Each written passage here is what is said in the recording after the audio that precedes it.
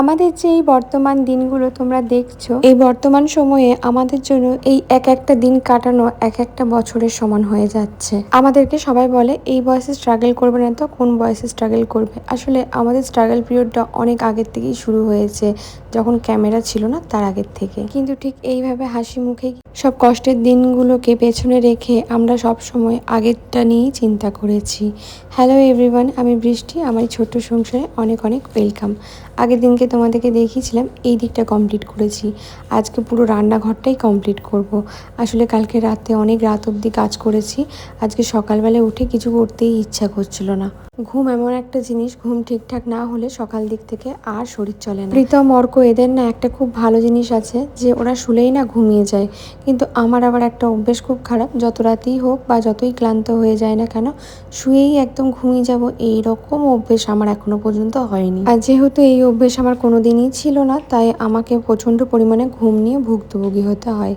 এত কিছু পরও জানো তো আমি একটা জিনিস বুঝেছি, যে ভালো খেলে, ভালো পড়লেই বা ভালো বাড়িতে থাকলেই যে তুমি ভালো আছো এটার কোনো মানে নেই। আমি সত্যি এটা আমার অভিজ্ঞতা দিয়েই বলছি। হয়তো আমাদের এই ঘরগুলোতে, ভাড়া ঘরগুলোতে প্রচণ্ড পরিমাণে স্ট্রাগল করতে হয়, এই বাড়ি ও বাড়ি ছোটাছুটি করতে হয়। হয়তো দিনের শেষে বলতে পারো প্রতিদিন ভালো মন্দ না খেতেও পারি। অনেকে তো আমার এই পুরনো নাইটিগুলো নিয়েও বিচার করো, বলো যে এত পুরনো নাইটি কেন পরো। আসলে জিনিসটা তো ভালো আছে, ছিঁড়ে তো যায়নি, তাই যতদিন পারি সেই জিনিসগুলোকে যত্ন করে রাখার চেষ্টা করি। আসলে আমি না ভীষণ সাশ্রয়ী মেয়ে, যেখানে আমি দেখি যে আমার 2 টাকা সাশ্রয় হবে সেখানে কিন্তু আমি বাড়তি খরচা করতে যাই না, আমার প্রচণ্ড পরিমাণে গায়ে লাগে। এই যে দেখছো বাসনের র্যাকটা, এই র্যাকটা ভাবছি আমরা এইদিকে রাখবো না, তার কারণ দেখো বেসিনের কাছে বাসনের র্যাকটা আছে। এই বাসনের র্যাকটার কারণে জানো তো আমার বাসন ধুতে, মানে বেসিনের কাছে বাসন ধুতে ভীষণ সমস্যা হয়। আমার কেন প্রীতমেরও মাঝে মাঝে ভীষণ সমস্যা হয়। সেই কারণে দেখো আমরা ভাবছি এই দিকটাই করে দেবো, এতে আমাদের বেশ সুবিধা হবে। আর গ্যাসের স্টোভটা এই দিকে রাখবো না, জানলার সাইডে, তোমাদেরকে বলেইছিলাম। তার কারণ গ্যাসের স্টোভটা জানো তো এই জানলার সাইডে রাখলে যখন হাওয়া দেয় প্রচণ্ড পরিমাণে কিন্তু ধোঁয়া ওঠে, ঝাঁঝ ওঠে, আর গ্যাসও অনেকটা অপচয় হচ্ছে।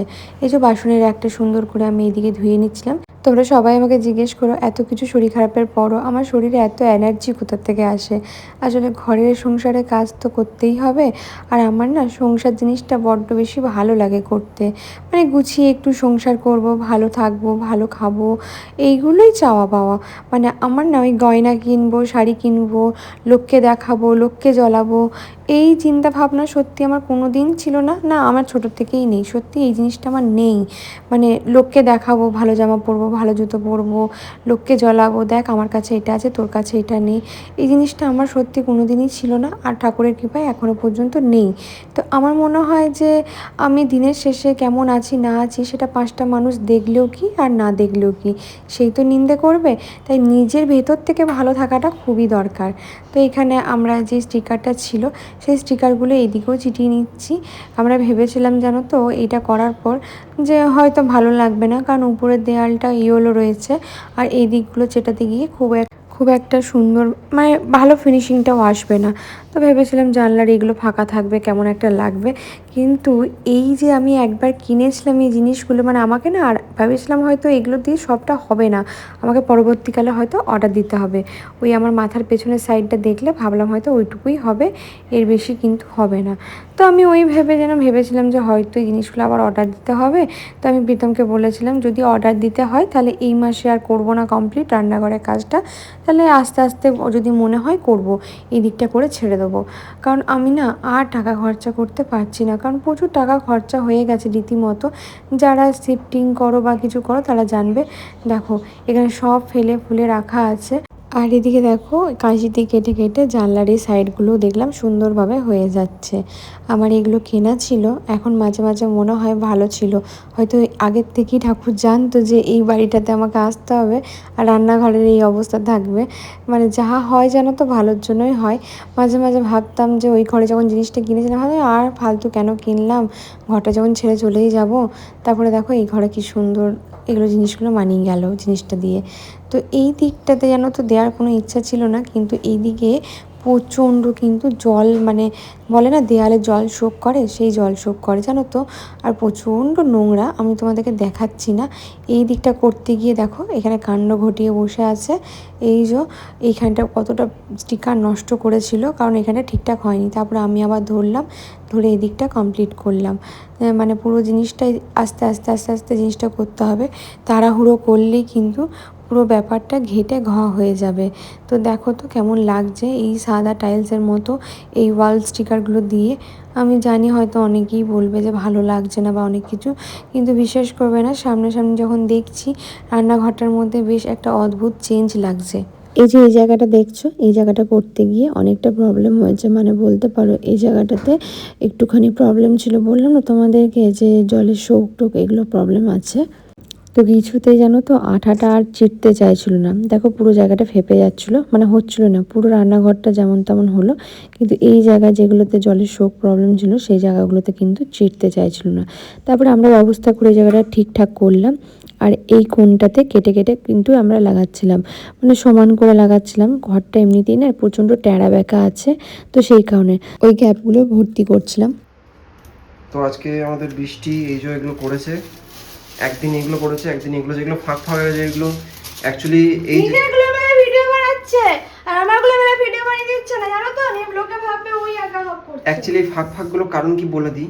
এই যে ঘরটা আছে, ঘরটা পুরোটাই বেসামাল। বেসামাল মানে উল্টো, এই যে লাগানো হয়েছে উল্টো, এই ঘরটা পুরো উল্টো, এই ফ্লোরগুলো আছে সব উল্টো অ্যাকচুয়ালি। সেই জন্যই হ্যাঁ সবই উল্টো সেই জন্য আমরাই উল্টো। সেই জন্য এগুলো সমান সমান হয়নি। যদি তোমাদের ঘর সমান সমান থাকে তাহলে এগুলো সরে সরে লাগবে, কারণ জিনিসটা আঠাটা না প্লাস ফেভিকুইকের মতো সফট দেখতে খুব সুন্দর লাগছে। একদিন এই পার্টটা করেছিলাম, আজকে এই পার্টটা করছি। ওই গ্যাপিংগুলো এই জন্য হয়েছে। চেষ্টা করবো ওগুলো যে ওয়েস্ট পার্ট থাকবে লাস্টে বেঁচে যাবে, সেগুলো দিয়ে গ্যাপগুলো ভর্তি করা। এই যে ওপোজিট করছে এই গ্যাপগুলো ভর্তি করা। দেখো এগুলো কিছু বুঝতে পারবে না, ক্লিন করে দেবো, ক্লিন করে দেবো।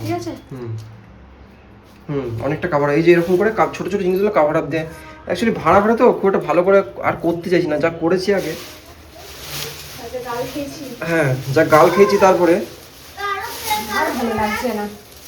একটা ধিক্কার লেগে গেছে। এই যে এবার কিচেনের স্ল্যাবটা এবার কমপ্লিট করে ফেলবো একটু একটু করে। এই হলো আমাদের কিচেনের এই জায়গাটাতে আপাতত এরকম করে বানিয়েছি। এখনো এই জায়গাটা করতে বাকি আছে, এই জায়গাটা করবো। আশা করছি আস্তে আস্তে আমরা করে ফেলবো। কিচেনটা নিয়ে অনেক সমস্যা ছিল, অনেকেই বলতো যে বৃষ্টি রান্নাগুলো দেখতে ভালো লাগে না, প্রচুর ঘৃণা লাগে তোমার রান্নাঘরটা দেখতে। তো ব্যবস্থা চলছে, দেখা যাক কতটা পারি।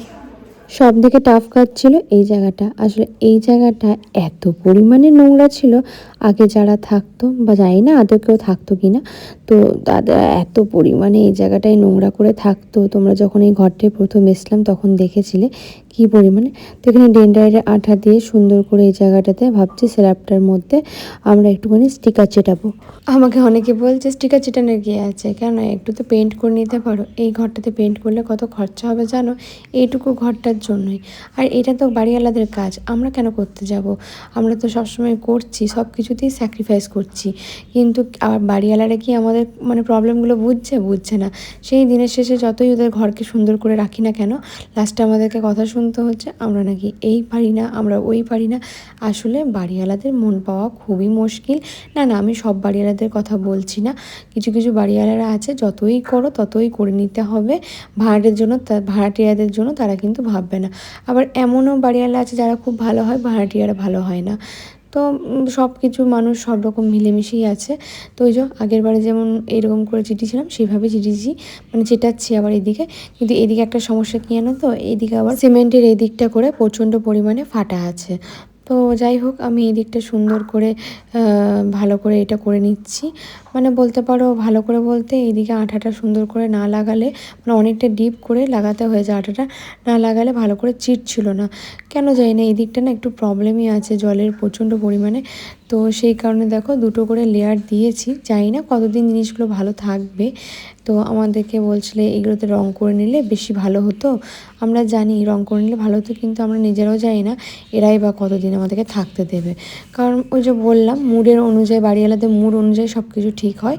তো এখানে দেখো এত দুপুরে কাজ করতে করতে মানে সকাল থেকে চালিয়ে যাচ্ছি কাজ, এরপরে আর বিশেষ করে আমি ভেবেছিলাম সেদ্ধ ভাত ফুটিয়ে নেবো, তারপরে দেখলাম যে ভালো অফার চলছে, ডমিনোজে 3টে পিৎজা অর্ডার করেছিলাম, মানে 3টে কম্বো অর্ডার করেছিলাম। আমি আর কিছু বানালাম না, এদের কারোর ভাত খাওয়ার ইচ্ছা থাকে না, আর দুপুরবেলায় আমার মনে হয় একটু ভাত পেলে ভালো হয়। মানে অর্ক প্রীতম এদের যত সব হিজিবিজি এসব খাবার খেতে বেশি ভালো লাগে, কিন্তু আমার ভাত প্রিয়, আমি প্রচণ্ড পরিমাণে ভাত প্রিয়। আমাকে কেউ যদি নর্মাল ভাত একটু আলু সেদ্ধ দিয়ে দেয় আমি খেয়ে নেবো, আমার খুব ভালো লাগে। একটু তার সাথে যদি আচার থাকে বা একটু নুন কাঁচা লঙ্কা দিয়েও খেয়ে নেবো। তো যাই হোক আমি 1 বাইট 2 বাইট নেওয়ার পর আমি আর খেতে পারিনি, কারণ আমি খাই না দুপুরবেলা এসব, সেই কারণে। তো এই যে দেখো বাসন রাখার একটা এইদিকেই সেট করব, কিন্তু এই দিকে সেট করলে তো হবে না, আমাকে ভালো করে মজবুত করতে হবে, সেই কারণে এই দিকটাতে ব্রেক মেরে করে নিচ্ছি। তো দেখা যাক কতটা কি রান্নাঘরটাকে শোভনীয় বানাতে পারি। কারণ তোমরা সবাই ভাবছিলে এতদিন ধরে, আমি যতদিন ধরে রান্নাঘরটা বাগাইনি তোমরা বলতে যে ভীষণ নোংরা, তোমরা কীভাবে এই নোংরার মধ্যে থাকছো। কিন্তু এতদিন মানুষ কিন্তু এগুলো চোখে দেখেনি যে আমরা ভাড়া বাড়িগুলোতে কত পরিমাণে পরিশ্রম করেছি, আর পরিশ্রম করার পর কিছুদিনের মাথায় আমাদেরকে সুন্দর করে কিছু না কিছু এক্সকিউজ দিয়ে উঠিয়ে দিয়েছে। আর এগুলোর পর আমার আর ভালো লাগে না। তো বাসনগুলো সুন্দর করে সাজিয়ে নিচ্ছি। এখন এত বাসন হয়েছে, আমি যখন শিলিগুড়িতে থাকতাম একটা ওই হাঁড়িটা দেখছো, ওই হাঁড়ি আর একটা প্রেশার কুকার একটা কড়াই দিয়ে সংসার শুরু করেছিলাম। একটা পুরোপুরি আমাদের হয়ে গেছে, বৃষ্টি এখন বাসনগুলো তুলছে, বাসনগুলো তোলা হয়ে গেলে দেখো আমরা বেরিয়ে যাওয়ার পর আস্তে আস্তে কিন্তু দুজন মিলে পরিশ্রম করেই সব জিনিসপত্র করেছি। এমন নয় যে সেই সময় আমাদের পাশে এসে অনেকে দাঁড়িয়ে বলেছে যে এটা করে দিচ্ছি ওটা করে দিচ্ছি, এমনটা কিন্তু না। হ্যাঁ আমার বাবা বলেছিল যে এটা করে দিই ওটা করে দিই, কিন্তু আমরা নিইনি স্পষ্ট কথা। তার কারণ হচ্ছে আমরা দুজনের সাথে সংসারটা পাতবো, সেটা একমাত্র আমাদের নিজস্ব একটা ব্যক্তিগত ডিসিশন ছিল।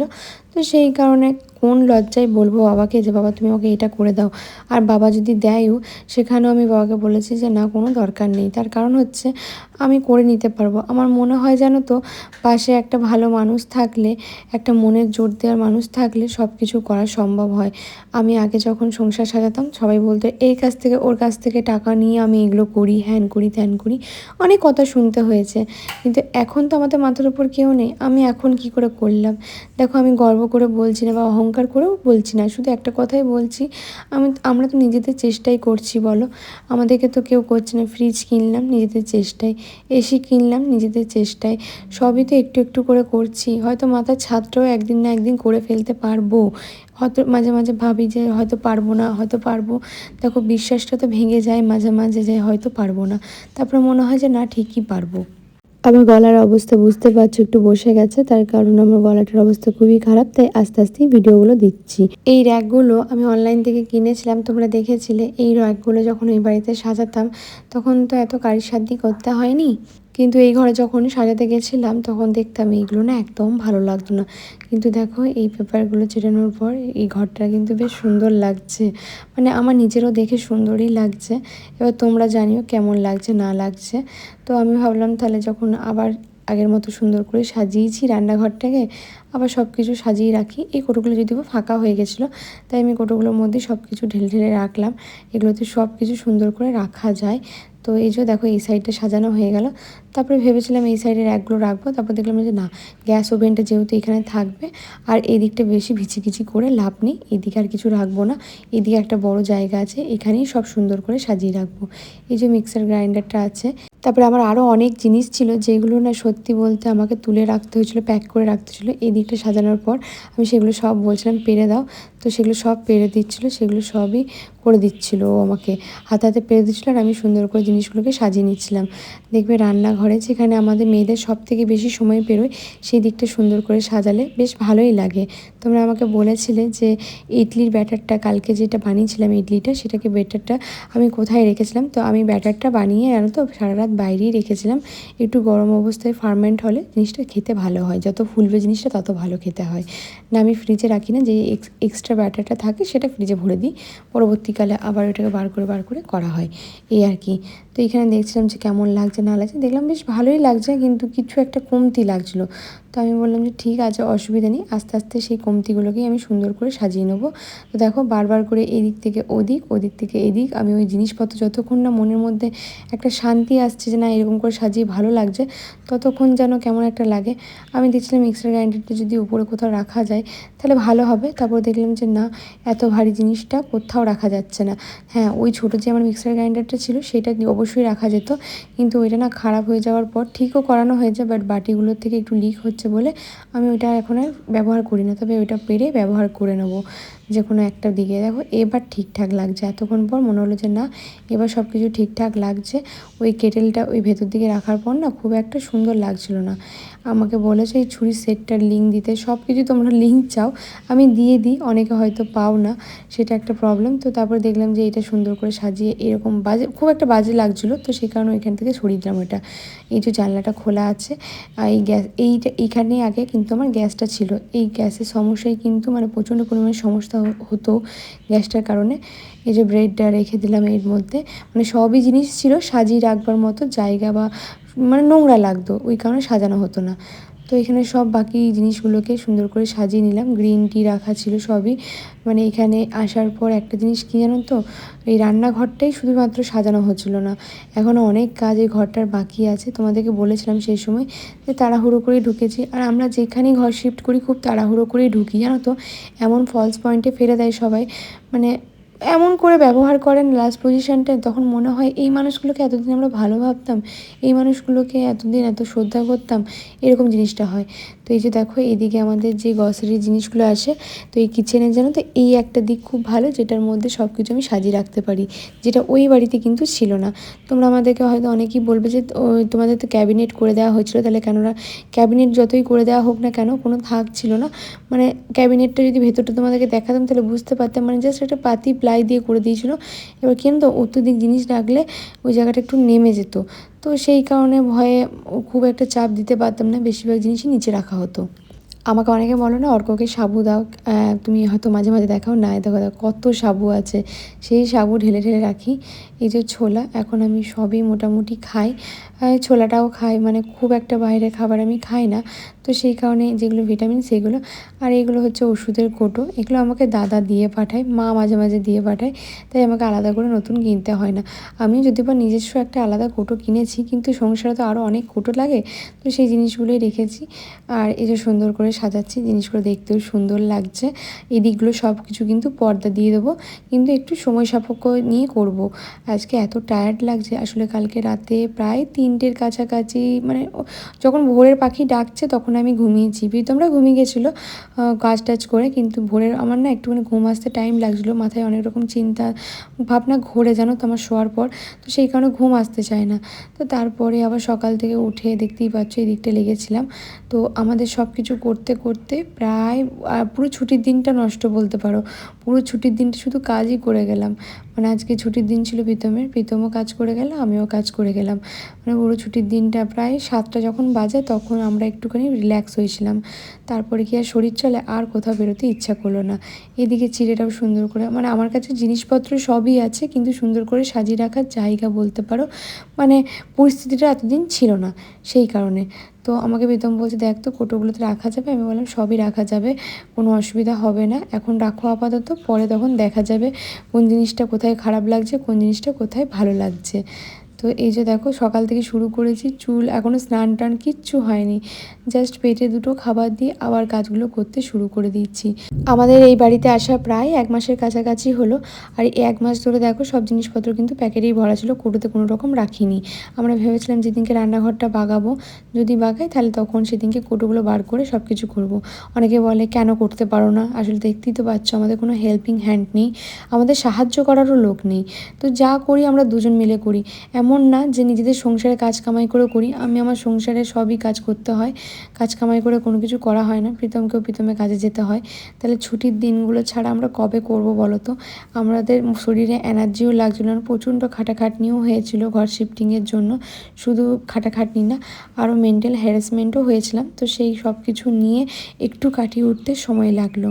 তো যাই হোক, এই দিকটা সুন্দর করে গোছানোই হয়ে গেছে। একটা বাস্কেট ছিল, সেই বাস্কেটে পুরনো জিনিস যেগুলো ছিল সেগুলোকে ভরে রাখলাম। এইভাবে মুছে মুছেই সব জিনিসপত্র রাখি, আর নিউজ পেপার পেতে দিয়েছি।